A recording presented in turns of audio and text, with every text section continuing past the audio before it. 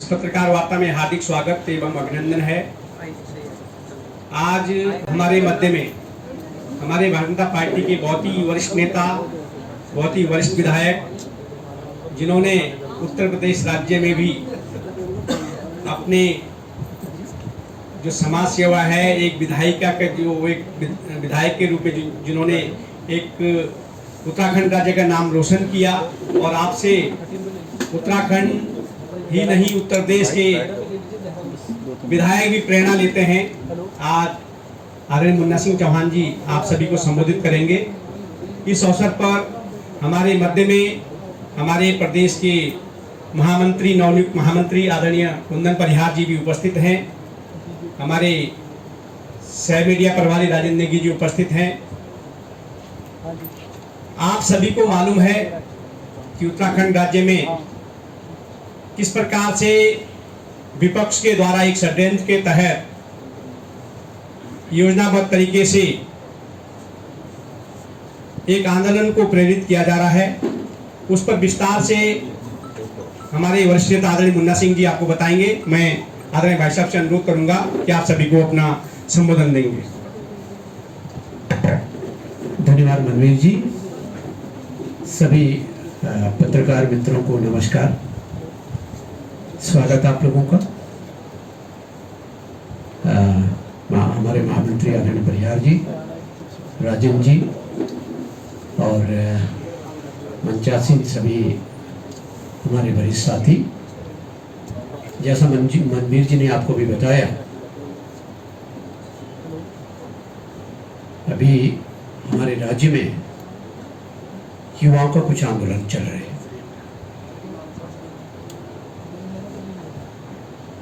युवा सकारात्मक मुद्दों पर अपनी बात रखते हैं, डेमोक्रेटिक तरीके से उसके लिए धरना प्रदर्शन करना उनका अधिकार है। और हमारी सरकार, धामी जी की सरकार, उसको निश्चित रूप से सम्मान भी करती है। निरंतर कहते आए हैं, प्रदेश के युवाओं के हितों का संरक्षण सरकार की सर्वोच्च प्राथमिकता है। नौजवानों का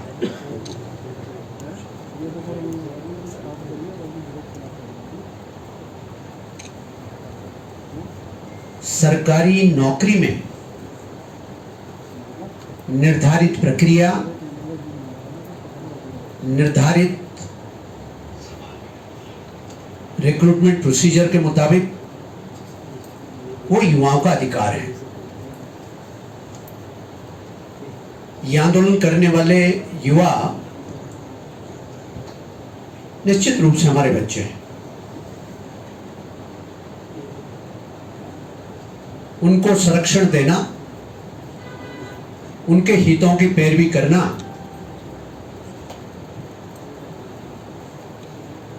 सामाजिक राजनीतिक कार्यकर्ता होने के नाते हर राजनीतिक दल का भी कर्तव्य है और भारतीय जनता पार्टी के हर कार्यकर्ता और विधायक का भी कर्तव्य है, और इसी नजरिए से हम करते भी हैं। इस वजह आपने देखा होगा कि जिस प्रकार से कुछ वर्षों तक नकल माफिया सक्रिय था, कहीं कहीं पर कोचिंग इंस्टीट्यूट्स की संलिप्तता प्रकाश में आई, सामने आई, उस पे कठोरतम कार्रवाई सरकार के स्तर पर हुई। धामी सरकार के कार्यकाल में नकल रोकथाम के लिए संभवतः देश का कठोरतम कानून भी बना।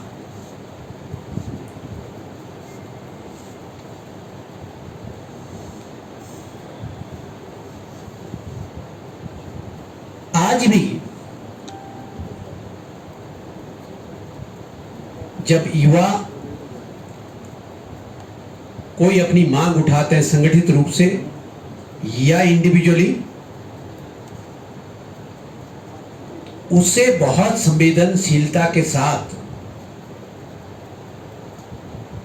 सुनने का प्रयास सरकार का रहता है।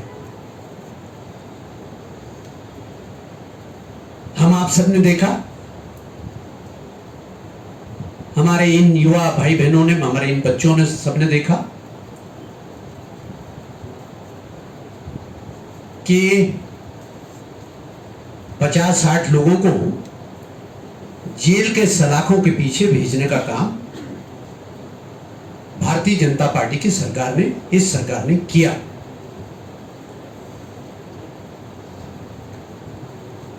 लेकिन जैसा हम सब जानते हैं,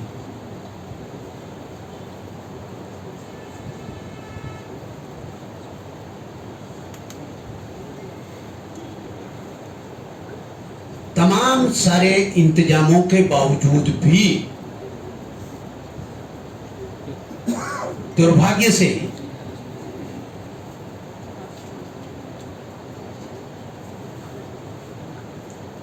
आपराधिक प्रवृत्ति के लोग कोई ना कोई रास्ता खोजने का प्रयास करते हैं। इसलिए एक कहावत भी है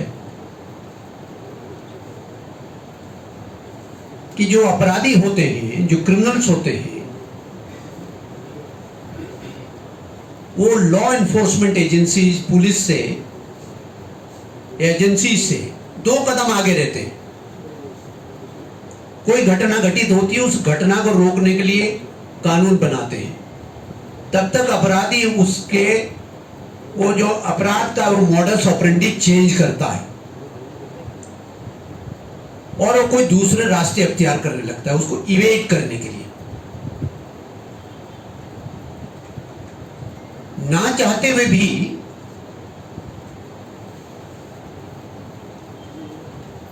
देश में कहीं ना कहीं अपराधियों के स्तर पर वो ये कोशिश होती है। अभी पिछले दिनों जो परीक्षा हुई, उस परीक्षा में बहुत सख्त इंतजाम, जो यूके एसएससी का जो एग्जाम हुआ, सरकार की तरफ से, एडमिनिस्ट्रेशन की तरफ से, आयोग की तरफ से बहुत सख्त इंतजाम किए गए।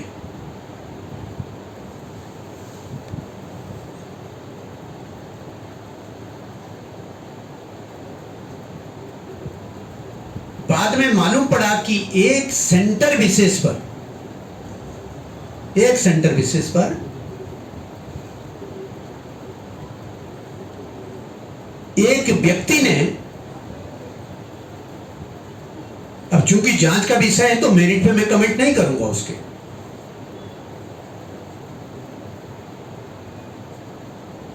अगले दिन जाकर के या पहले जाकर के या आगे पीछे की दीवार से कैसे क्या है मुझे कुछ पता नहीं, इसका किसी को भी पता नहीं। कोई डिवाइस हो सकता है प्लांट कर दी हो और किसी प्रकार से वो क्वेश्चन पेपर के कुछ अंश को बाहर ट्रांसमिट करने में, बाहर कम्युनिकेट करने में सफल हो गया। ऐसा इस प्रकरण का, जैसा आप समाचार पत्रों में लिखते पढ़ते हैं और जैसा प्रारंभिक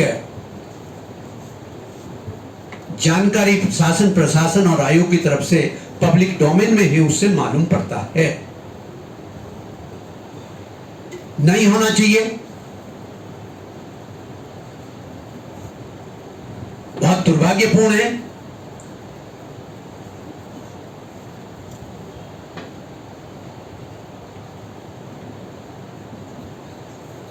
लेकिन इसका जो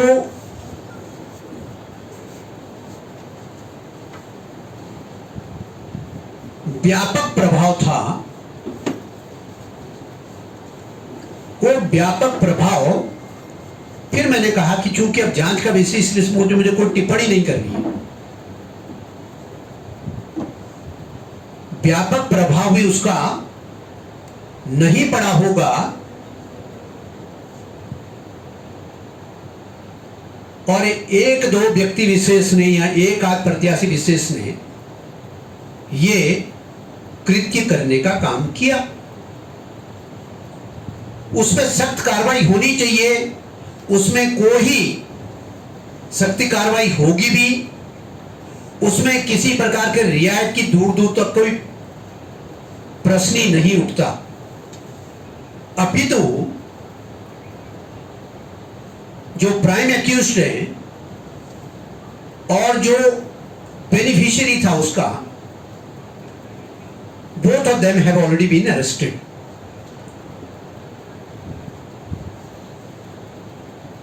उसमें मदद करने वाला जो बाहर बैठा हुआ टीचर था, उनके बारे में भी उनके विभाग ने प्रशासनिक कार्रवाई, ऐसा मालूम पड़ता है कि किया है, मीडिया में हमने पढ़ा। नकल का कोई भी स्वरूप बर्दाश्त नहीं किया जाना चाहिए, इस बारे में कोई शक शुबा नहीं होना चाहिए। इन एनी फॉर्म और इट्स मैनिफेस्टेशन,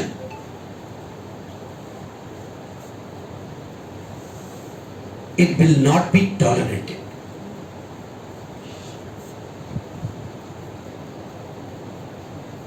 लेकिन साथ ही साथ हम अपने युवा भाई बहनों से ये भी आग्रह करना चाहते हैं,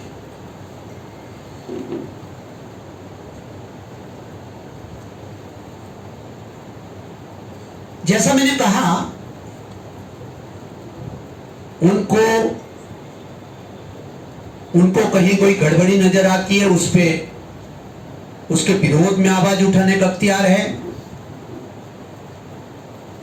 सरकार की जिम्मेदारी है उनकी बात को सुनना, उसके बारे में कार्रवाई करना, करेक्टिव एक्शन लेना, विधि सम्मत कार्रवाई करना, यह सरकार का भी दायित्व। लेकिन चिंता का कारण वो भी है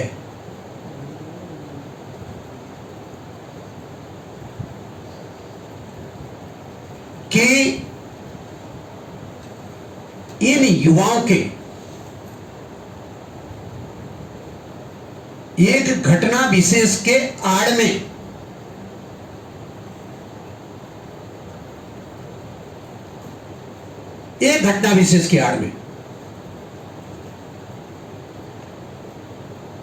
तमाम सारे राजनीतिक लोग अपना पॉलिटिकल एजेंडा चला रहे हैं। इसमें हमारा कहना यह है कि ऐसा करने से नौजवानों के हितों पर प्रतिकूल प्रभाव पड़ता है, क्योंकि उन बच्चों के बारे में सबकी चिंता होनी चाहिए, उन युवाओं के बारे में सबकी चिंता होनी चाहिए जो सालों की मेहनत करके परीक्षा देते हैं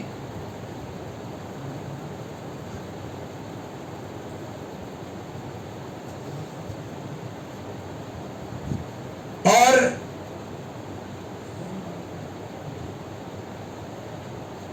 जिनको परीक्षा निरस्तीकरण के नाम पर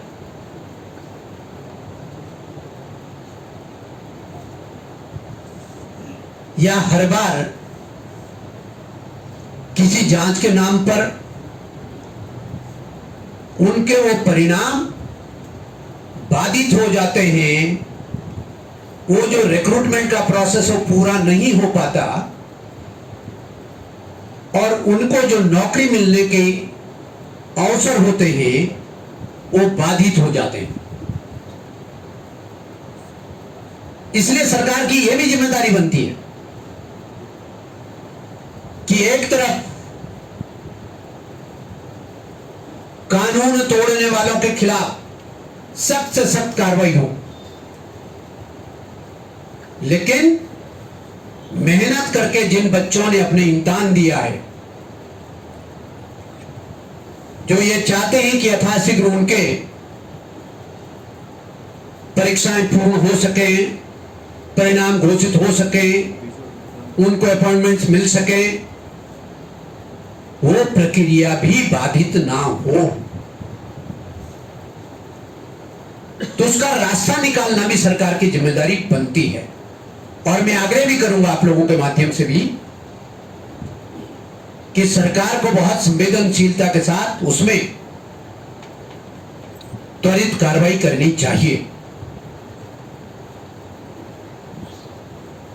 हमारा युवाओं से भी प्रार्थना है, आग्रह है कि युवाओं को भी अपनी बात को, पढ़े लिखे बच्चे हैं, जानते हैं चीजें, अपनी डिमांड्स को, अपनी बात को बहुत क्लैरिटी के साथ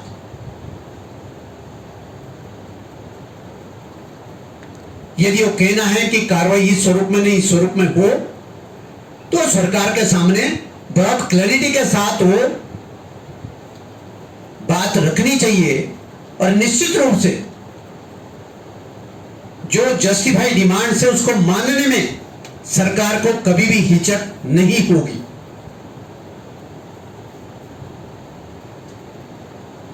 लेकिन यह भी ध्यान रखा जाए कि ऐसा ना हो एक दो अपराधी के चक्कर में उन मेहनतकश बच्चों का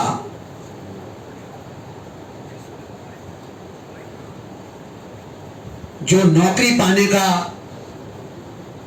जो रिक्रूटमेंट का एक प्रोसेस है,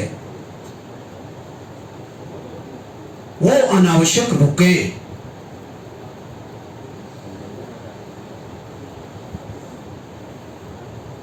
मैं एक उदाहरण आपसे शेयर कर रहा हूं, उससे आप समझेंगे। मैं जिस विकासनगर विधानसभा क्षेत्र से आता हूं, इस पर गौर करिएगा आप लोग सभी। वहां एक सेपियंस पब्लिक स्कूल है, उसको इस एग्जाम का एग्जामिनेशन सेंटर बनाया गया था। उससे आपको क्लैरिटी होगी कि कंफ्यूजन फैला करके, दुष्प्रचार करके पॉलिटिकल लोगों ने किस प्रकार से अपना एजेंडा चलाने का काम किया।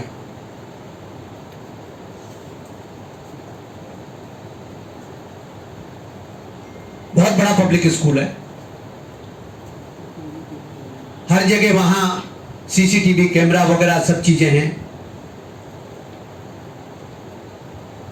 वहां पे बाकायदा जो स्कूल के सीसीटीवी कैमरा वगैरह थे उस पर काली पन्नी बांधी गई, क्योंकि पुलिस ने कहा कि आपके सारे कैमरे ऑफ होने चाहिए। पुलिस ने कह दिया ऑफ होने चाहिए,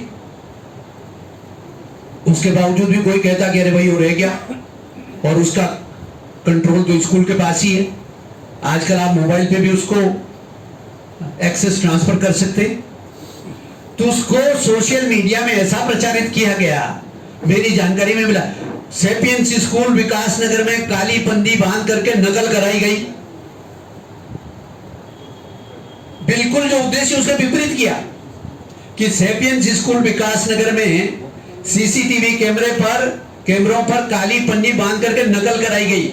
नकल कराई नहीं गई, बल्कि उन कैमरों का भी कोई दुरुपयोग न हो सके, इसलिए पुलिस ने कहा कि इस पे काली पन्नी बांधी जाएगी सब पे, जो भी एग्जाम सेंटर से हैं, जो भी एग्जामिनेशन रूम है, और बाकायदा जो सीसीटीवी कैमरा काम करेंगे पुलिस अपने लगाएगी, एडमिनिस्ट्रेशन अपना लगाएगी, जिसका कंट्रोल भी उनके पास है, जिसका उनका बैकअप भी उन्हीं के पास है, जिसमें उनका रिकॉर्ड भी उन्हीं के पास है।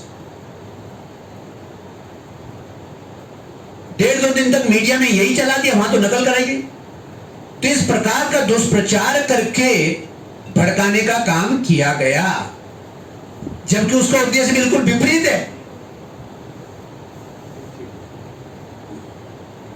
कल के रोज स्कूल में या स्कूल का कोई कर्मचारी, स्कूल का ही कोई हो, या उस स्कूल के नेटवर्क का फायदा उठा करके ये ना कहने लग जाए, इस वजह से उसको 100% रूल आउट करने के लिए उसको शट डाउन किया गया।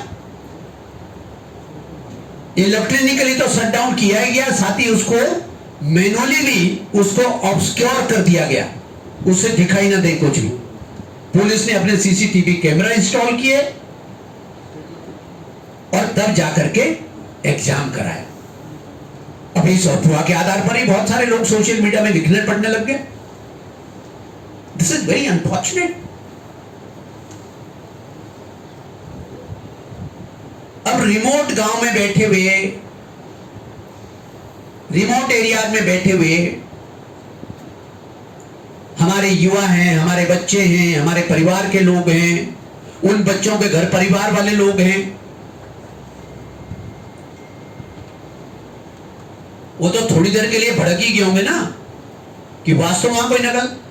लेकिन वो तो आप ध्यान रखिए, मैं वहां का विधायक हूं, थोड़ा बहुत मेरी कोशिश रहती है, भले ही एग्जाम में मेरी कोई भूमिका नहीं है, लेकिन उसके बावजूद भी जनरल एडमिनिस्ट्रेशन में एक सामान्य कम्युनिकेशन रखता हूं परमानेंट। तो इमीडिएटली हमने उसको क्रॉस चेक कराया, तो मालूम पड़ा कि वो तो एक्स्ट्रा प्रिकॉशन इसलिए ली गई। तो इस तरह की तमाम सारे अफवाहों को जन्म दे करके दुख इस बात का है कि मेहनत के युवाओं को गुमराह करके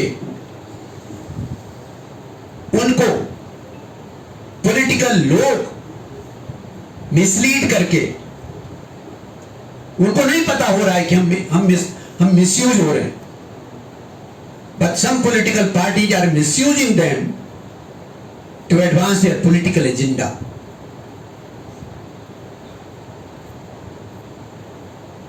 इसलिए सरकार ने जो जांच भी ऑर्डर की है, वो जांच भी किसी को ये ना हो कि साहब पुलिस अधिकारी मात्र कर रहा है, कोई दबाव में हो गया।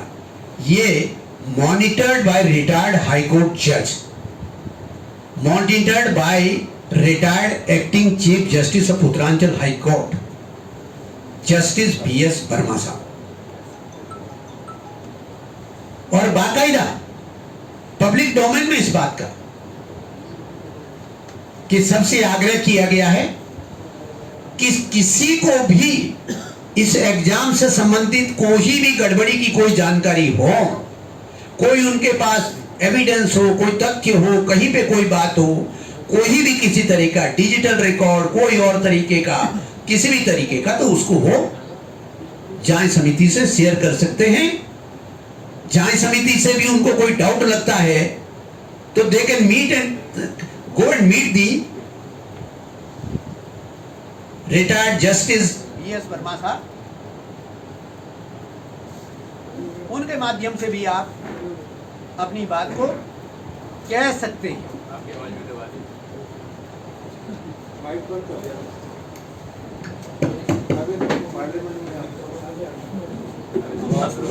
पार्लियामेंट में बोलते थे माइक बंद कर, यहाँ भी बंद कर दिया।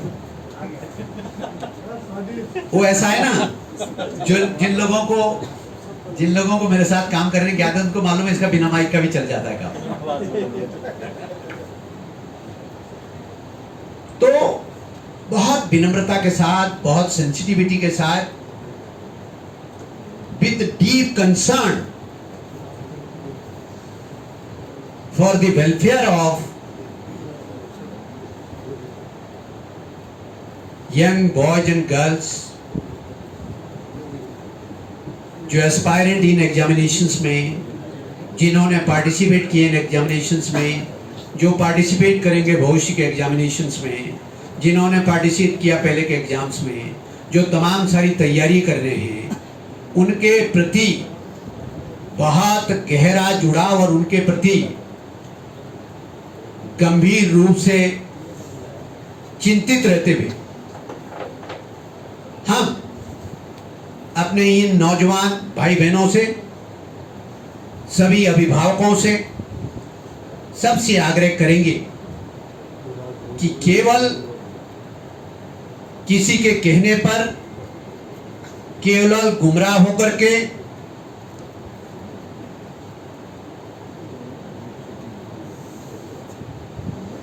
चीजों की सत्यता को परखे बिना उससे बचना चाहिए।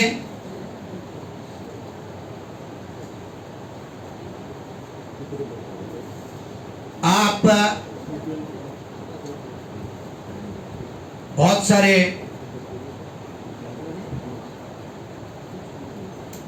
चीजें अभी विगत 2-4 दिनों में देखने को मिली। हमारा कहना यह है कि आप फोकस्ड होकर के जो घटना विशेष है, उस घटना से संबंधित कोई भी चीज है उसको आप रखें और उसके आधार पर अपनी मांग को आर्टिकुलेट करें। उसके आधार पर बहुत फर्म होकर के अपनी मांग रखें, अपनी बात सरकार के सामने रखें। मैं फिर आश्वस्त कर रहा हूं कि उस जायज मांग को सरकार 100% मानने का काम करेगी। लेकिन जिन चीजों का आपस में कोई संबंध नहीं है, जिन चीजों का आपस में कोई लिंक नहीं है, उससे अनावश्यक रूप से इस घटना विशेष को जोड़ना और एक राजनीतिक आंदोलन, राजनीतिक पार्टियों का आंदोलन बना देना, उससे युवाओं को बचना चाहिए। और निश्चित रूप से मेहनत कश युवाओं को 100% न्याय मिलेगा।